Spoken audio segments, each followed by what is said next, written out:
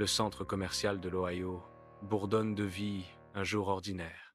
Des familles se promènent, des adolescents rient, inconscients du changement subtil qui est sur le point de se produire.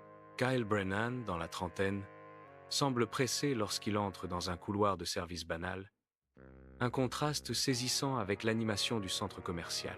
Un léger grésillement électronique à peine audible perce le bruit ambiant, signe de perturbation invisible dans le quotidien. Sans se laisser décourager, Kyle continue sa marche rapide dans le couloir, animé par un but invisible. Le couloir s'étend devant lui, un chemin silencieux vers l'inconnu, alors que le centre commercial ordinaire s'estompe derrière lui. Kyle descend le couloir de service, ignorant l'anomalie imminente. Un bug soudain et violent déforme la forme de Kyle, un spasme visuel incontrôlable le saisissant. La réalité se déforme lorsque Kyle traverse un mur solide. Défiant les lois de la physique, il disparaît complètement, englouti par le bug, ne laissant aucune trace derrière lui.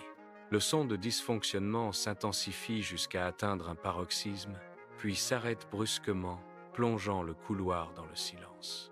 La caméra de sécurité poursuit sa veille silencieuse, n'enregistrant qu'un couloir vide, un mystère en cours. Les détectives fixent, l'incrédulité grandissant alors qu'ils regardent les images de surveillance, la lueur de l'écran se reflétant dans leurs yeux choqués. Les plans du centre commercial révèlent des zones impossibles, un labyrinthe de couloirs sans fin étalé sur la table. C'est impossible.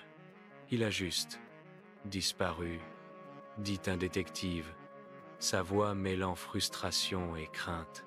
Un autre détective se penche, murmurant « On dirait qu'il a trouvé un bug dans la matrice », alors que la réalité se brouille avec l'incroyable.